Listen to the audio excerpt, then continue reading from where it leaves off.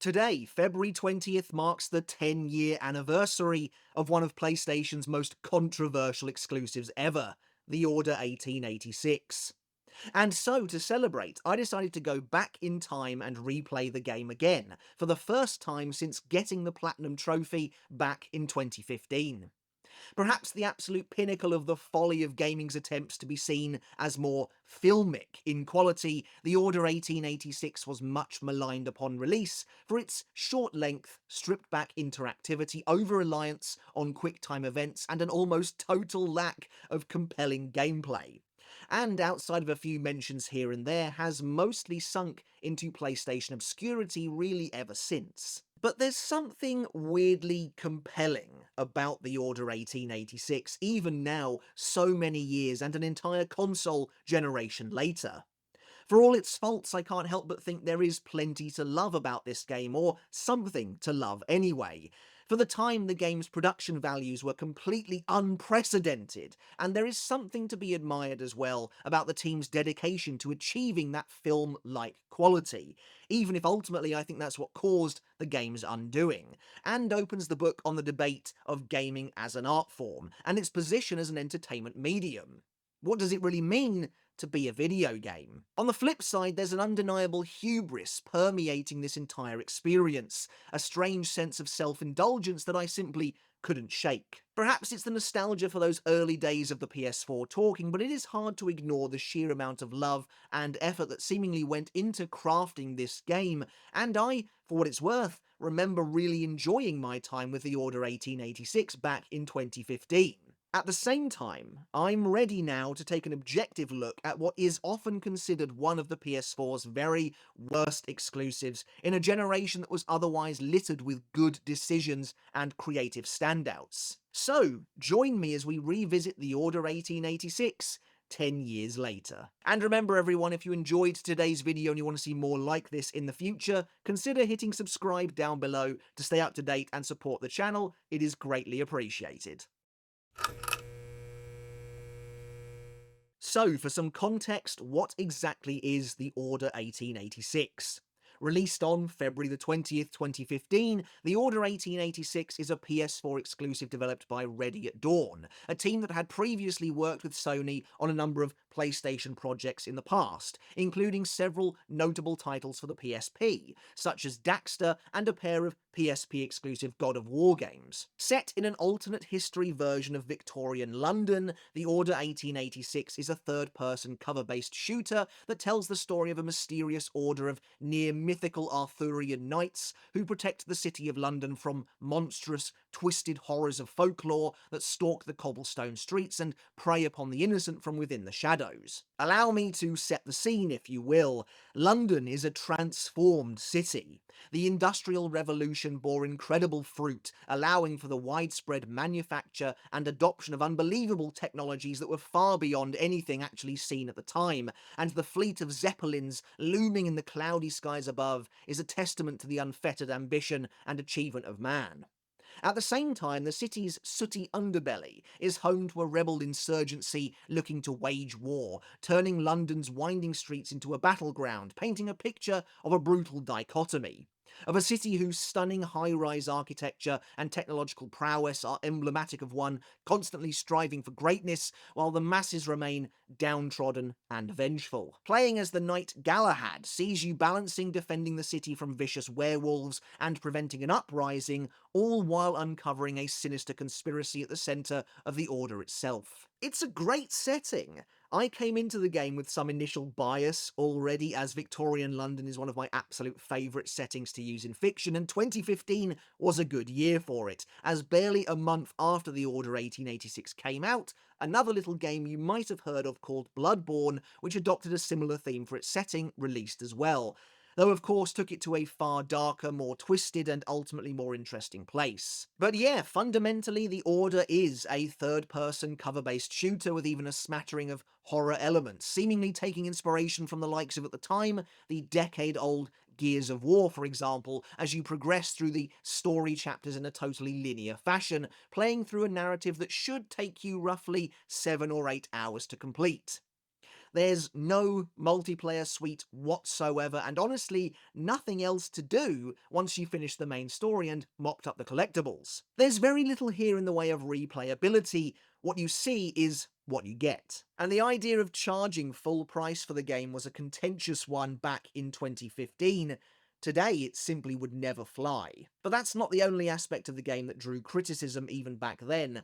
As mentioned earlier, the Order is laser focused on achieving a filmic look, right down to slathering the game in a haze of film grain and even forcing players to play the game through a letterbox aspect ratio, I believe a form of the cinemascope ratio, in an attempt to make it appear more cinematic and film-like in presentation and quality. This desire to effectively turn games into films wasn't new, and in fact had really been reaching what felt like a fever pitch around the turn of the generation. But here, the Order 1886 took it to the absolute extreme, wresting agency and control away from the player at almost every point possible, as though their desire had never been to make a game in the first place, but begrudgingly added some limited gameplay elements to what otherwise felt like sitting through a film, occasionally pressing a button. But before we start slandering the game, like I said, I remember enjoying my time with the Order 1886 back in 2015, and so when it came to playing it again, and I paid 20 quid for a new copy of this, by the way, as none of my local second-hand stores actually had it in, which was a little annoying, but I was really curious to see how I felt, both about the game itself and what they were trying to do. There's definitely an artistic expression here that I can appreciate, but ultimately this is supposed to be a video game. But then that in itself opens up another can of worms. Who or what really defines what a video game is supposed to be? They are by far the most malleable art form after all. Anyway, let's dive into my playthrough by starting with what I really liked about the game this time around. 10 years later, of course, we have to start with the game's visuals, because I'm not kidding when I say that I'm still blown away. The Order 1886 was one of the most incredible looking games ever made when it was released, and the fact that it still looks amazing 10 years later is proof of just how ahead of its time it was in many respects. The game's production values were the aspect of the game that received the most praise back in the day, and it's not hard to see why. The Order's version of an alternate history Victorian London is one of the most impressively realised game worlds I've ever seen. Of course, it's going to look a little dated nowadays in places, but when it all comes together, it really works. The lighting is phenomenally effective, and there are moments where the tight-knit streets of London almost look photorealistic at a glance.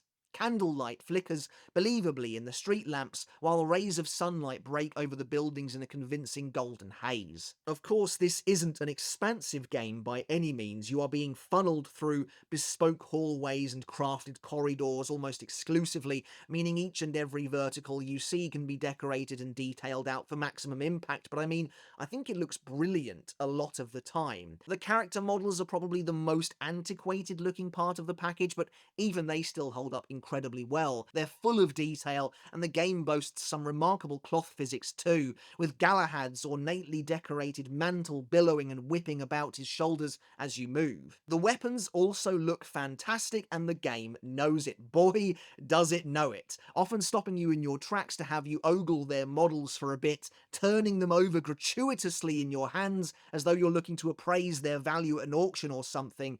We'll get into that later. For now, though, the Order 1886 is a tremendous looking game, with some impressive set pieces and areas outside of the main city setting too. The airship level, for example, the Agamemnon, captures a breathtaking sense of scale, while the Knight's own Round Table headquarters is intricately and lavishly detailed. But the game's visuals often shine the brightest, no pun intended, when it leans into its horror elements, forcing you to skulk through the underground guided by nothing but a faintly flickering lantern light. It's really effective and oozes atmosphere. There's a real creepy factor to it as well, or at least there would be if there was actually anything to be afraid of waiting for you in the dark. As I've said already, I really like the setting, the time period is one of my absolute favourites, and the alternate history version is a really nice twist, if a little stereotypical perhaps, but the game gets the mood and aesthetic down really well. But playing through the game again actually gave me a new appreciation for the story and the overall premise too. The concept of the Knights of the Round Table surviving and evolving alongside incredible technological leaps to continue combating humanity's enemies is just really cool. Okay, sure, the game ends abruptly and leaves a lot hanging, which is a shame, and that near certainty of a sequel is yet another sign of that aforementioned hubris that does run deep throughout. It's something of a rule in writing to never assume that you'll get lucky enough to build out a franchise. If for whatever reason you don't get to make that sequel, your first outing should be able to tell a complete story regardless, and round off in a satisfying way. The Order 1886 doesn't really do that. Sure, you can drop a little teaser in there perhaps, but the Order's secret ending pretty much flat out defines what a sequel would have entailed. Anyway, I'm supposed to be talking about what I liked here. The game's central plot is intriguing, well written, and in particular, well acted. Perhaps unsurprisingly for a game that's so desperate to be seen in the caliber of a movie, the voice acting and performances are generally superb throughout, and the game has a sheen to it that gives it an expensive look and feel. To that end, I like the characters as well. These stiff upper lip Arthurian knights could have come across as really stilted and dull, but I think they almost all work pretty well. They've got a good rapport, and Galahad himself is a decently compelling protagonist. And then there's just the simple fact that it's a third-person shooter in the vein of Gears of War. The original Gears trilogy is some of my favourite games ever made, so I was kind of predisposed to liking this too. Now, the Order 1886 doesn't come remotely close to rivaling even the first Gears in terms of, well, really anything apart from the visuals, but it's funny to see just how similar they really are in that sense. Both games were true generational showcases in terms of visuals. Both games were criticised for their short length, but at least Gears came complete with a full multiplayer package that ensured virtually endless replayability, plus of course a co-op offering for the main story as well. It's simply a more robust package in a game that released almost 10 years earlier. But anyway, let's move on to what I didn't like on this most recent playthrough. With the nostalgia goggles removed, quite a few things really stood out to me that I either overlooked or simply did not care about a decade ago, and it brings that Metacritic score of 63 a bit more into focus. Let's start with the gameplay, as that should theoretically be the most important part of this entire package, but it's clear from the outset here that gameplay was never the core driver behind the Order 1886. The game is, as I've said now numerous times, determined to present itself like a film, and in some ways it works, but when it comes to how fun it is to play as a game as a result, it really falls flat in my opinion. The game is perhaps best described as a barely interactive shooting gallery, taking you on a walking tour of the grime-soaked streets and stunning Gothic architecture of London itself, then occasionally stopping, almost begrudgingly so, for a series of pretty limp shootouts or half-baked stealth sections. You can almost feel the game's resentment towards having to include these playable sections that break up the game's filmic flow, and to be honest, it's barely worth it most of the time. The shooting is really missing that punch, that oomph, with most of the guns hitting with the weight of a pebble, and many of them feeling like pea shooters as they cough and splutter out a bullet. That's not to say the gameplay is a total bust, however. The Order boasts a couple of really quite inventive and awesome weapons, like the thermite gun, where you breathe thermite onto an area and then ignite it with a second blast, but it's just not quite enough. The game is also surprisingly slow. I actually appreciate the amount of weight your character carries. It feels like the opposite to how the guns feel. In fact, the character themselves feel very tactile, but the entire game feels like wading through molasses as you trudge ever onwards. Perhaps the Order's biggest sin is in its almost total lack of player agency, and by extension compelling gameplay. Even when you do find yourself embroiled in a battle or an action sequence, virtually every single motion is performed with a quick-time event. And it's these mechanics, again, that are nowadays much maligned that date the game the most. I've never been as vociferously opposed to QTEs as a lot of people, and when used well, I think they can help to sell a really crazy action set piece that wouldn't be possible to pull off organically on a controller, something that is truly cinematic in nature. But when you're using QTEs for practically everything, it just feels silly and at worst lazy. I don't think that laziness is the issue here, though. It seems again like the developers had a vision for how these moments would play out, how these fight scenes would look on the screen, and simply didn't want the player getting in the way or messing them up by, having the audacity to play the game. You're here to experience the Order 1886 as they intended come hell or high water, so the only influence you are given is the ability to tap a button or push a stick when prompted. It's the illusion of gameplay. The game takes absolutely ages to get going too. Once again, you are drip-fed QTEs, and what's even funnier is that the start of the game is essentially just a tutorial on how to use the QTEs, not actually how to play the game or anything.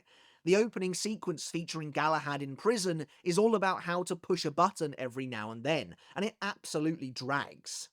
It takes quite a while to put an actual working gun in your hand and get you to the action. In fact, let's return to that Gears of War comparison. Both games start out with the protagonist in jail, except in Gears, Marcus is immediately broken out. It's the very first thing that happens, handed a gun, and you're off to the races. To be honest, I've always thought the pacing in the original Gears was pretty much pitch perfect, whereas here the pacing is quite off, I think. Again, if this was just a movie, ironically, without any expectation of interactive engagement, it wouldn't be such an issue. Now, on my replay, I've discovered I can't really stand the fact that turning objects over in your hands is a principal mechanic in the game either. When I was 10 years younger, sure, I was captivated, I was blown away by the graphics on display, but now, though, the whole system feels completely absurd. The game actively waits for you to have turned over objects enough before moving on at times, as though someone is standing over your shoulder, ensuring that you are appreciating how nice and detailed this model looks first before you're allowed to move on. And they do look nice, there's no denying. Like I said earlier, some of the guns in particular actually look kind of incredible still today. But this is such a dumb inclusion, at least to the degree at which it's incorporated here. It makes the game feel, again, less like a game and more like a museum tour or something. Honestly, this is maybe where I've experienced the biggest, most surprising change of heart. I never used to have an issue with turning stuff around constantly, but now it just looks and feels silly and even worse, self-indulgent, especially after the 10th or 15th time you've done it. And finally, let's look at the combat again briefly. These shooting gallery sections are where you actually get to take control the most, and they are serviceable, but again, they feel low stakes and repetitive, without the speed or dynamism of a fight you'd find again in Gears of War, for example. But like I said, it's serviceable, and I did enjoy the gunfights for the most part. It's kind of hilarious, actually, how many people you just mow down over the course of the game, but that's not a problem unique to the Order. But it's in the Lycan fights that the game really shows its shortcomings, and how this game is so tightly wound as to be unable to really do anything remotely outside of its wheelhouse at all. The Lycan fights are genuinely horrible, to the point where I can't believe they were even included in this way at all. When you first encounter a werewolf, it's meant to be a pretty big and scary deal, until you realise the extent of these werewolf showdowns is that they just sprint at you from a distance before, you guessed it, a button prompt pops up, allowing you to roll out of the way, after which the Lycan will just inexplicably turn around and run back to the exact same spot it started at before charging you again. It's shockingly bad, and ironically the most video gamey part of this game is perhaps where you can see the seams the most. Although that probably makes sense, as the rest of the Order 1886 is a very controlled experience, and that's clearly by design. Again, when you consider the caliber and dynamism of special encounters in frankly any other game, This is embarrassing. The slightly more prominent and important Lycan fights, the boss battles, I guess, fare a little better in that they are these close quarters, brutal dances where, again, you're tapping buttons as they appear rather than having any real agency over the battle itself, but at the very least, they feel savage as you swing and carve into the Wolfman, who actually comes across as imposing here due to the way they tower over you in these instances. In fact, the set piece with the first werewolf boss is probably one of the best, strongest sequences in the game, but again, you're not that involved on a fundamental level. Speaking of player involvement, let's move on to the next aspect of the game that I wasn't that into this time around, and that's the filmic direction. I appreciate it when the developers have a vision, when they stick to that vision as well to an uncompromising degree. It's that kind of entrepreneurial spirit that got us the likes of Death Stranding, which I do consider to be a masterpiece, frankly. But the vision Ready at Dawn had for the Order feels antithetical to making a video game. And perhaps worst of all, feels gimmicky. They're desperate for the game to look and feel like you are watching a movie, but they are making a game. So instead, what they did was incorporate a bunch of changes that frankly make the game worse from a game perspective in order to try and achieve that look and feel. Like I mentioned earlier, film grain is heaped upon the image with no option to remove it because it's at the center of this game's art direction. The CinemaScope aspect ratio is again a gimmick first and foremost. It does lend the game a weird sense of prestige almost, but that's a nonsense placebo my brain is trying to trick me with. I can't help but think virtually everyone would have rather just had the entire screen available to use, especially with a game that looks this good. Specks of dirt and grime have been applied to the screen as well to make it look as though the game is being filmed through a real camera lens that's actually there, but again it doesn't do much beyond obscuring this stunning world the developers have created. And then there's the frame rate to cap it all off. The game runs at 30 FPS, which is actually the one concession the developers did make for the sake of gameplay. I have a quote here from an excerpt of an interview the Order 1886's game director Dana Jan gave to Kotaku back in 2014 on the topic of their chosen frame rate, and it reads as follows. 60 FPS is really responsive and really cool. I enjoy playing games in 60 FPS, but one thing that really changes is the aesthetic of the game in 60 FPS. We are going for this filmic look, so one thing that we knew immediately was films run at 24 FPS. We're going to run at 30 because 24 FPS does not feel good to play. So there's one concession in terms of making it aesthetically pleasing because it just has to feel good to play. You can see from that quote alone that the team clearly felt that giving players 30 FPS was something that they didn't want to do, but ultimately felt they had no choice. It has to at least vaguely feel like you are playing a game, so they couldn't make it 24 frames a second, but you get the impression that if they could have gotten away with it, they would have tried. That quote truly epitomizes the team's approach to the game, and it definitely feels like they only begrudgingly added elements that would actually make it a game in the first place. There's one last point I want to make before we begin to close out the video, and that's about the game's length. Honestly, a campaign of about 7 or 8 hours in a game like this doesn't bother me. It actually kind of sounds about right. Like I said, I love the first Gears of War, and I'm pretty sure that's actually shorter than this. It's clear that you are getting a bespoke appearance, designed the way it's designed to take you through an expertly crafted journey, and by the time you're done with it, regardless of the price you paid, the team would hope you come out the other side thinking it was worth it based on the quality of the experience. And this obviously gets into a much bigger debate about how much games are worth, how much you should be paying for games, how expensive games should be, and whether hours played should translate into pounds spent. For some people, they want equivalent game for their buck. I don't think it's as simple as that, but at the same time there definitely needs to be at least a perceived value proposition, and I don't think at full price the Order necessarily delivers that. Like I said, I paid £20 for this new copy, and that doesn't feel too bad to me, but 3 times the price, as it was back in 2015, is definitely a harder pill to swallow nowadays, and like I said, it was contentious back then as well. So that's my time with the Order 1886, a decade on from its release.